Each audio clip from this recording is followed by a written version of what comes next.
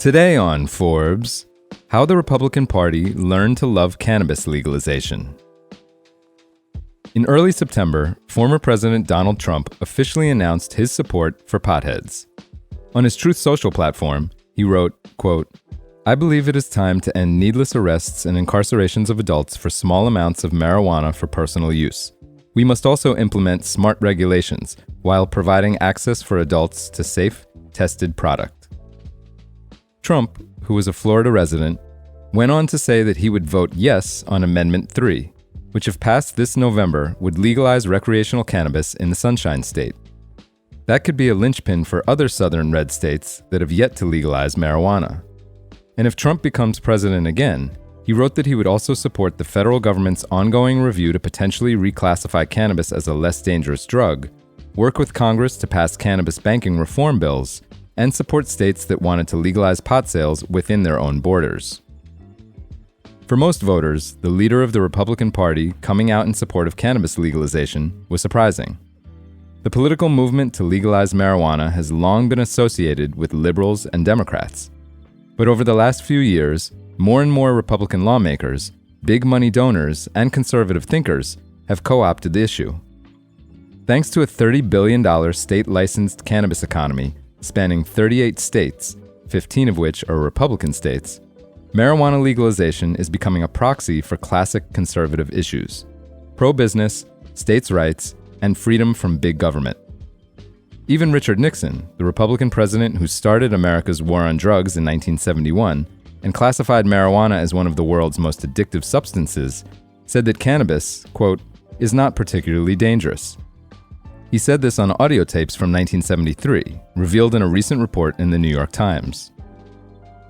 Jeremiah Mosteller, the co-founder of the Cannabis Freedom Alliance and the policy director at Americans for Prosperity, billionaire Charles Koch's political advocacy group, has been lobbying Republican lawmakers on cannabis reform since 2018.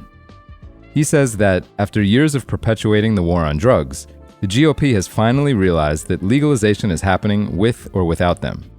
Now many lawmakers have decided to get on the bandwagon in hopes of incorporating conservative policies into the new laws, such as low taxes and fewer regulations to foster competitive free markets.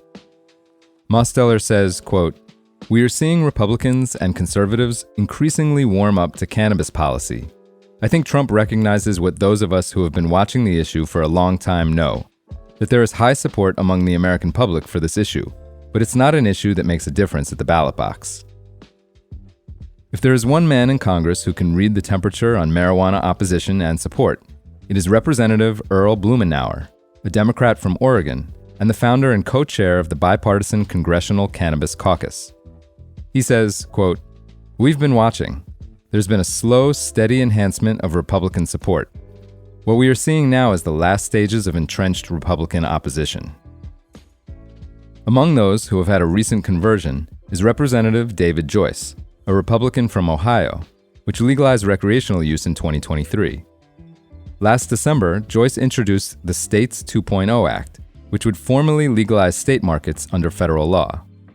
If passed, Joyce's bill would deschedule state legal marijuana, but pot produced and sold outside of state-licensed programs would remain illegal. This nuanced technicality sets the stage for a states' rights approach to legalization, in a similar fashion that sports betting was legalized across America. Joyce, who says he started supporting legal cannabis in 2013, says Republican support is there for cannabis when legalization is framed as a states' rights issue.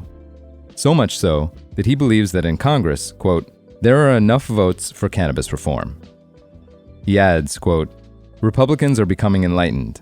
Someone can hate the issue, but if they're strong on states' rights, how can they deny it?" For full coverage, check out Will Yakowitz's piece on Forbes.com.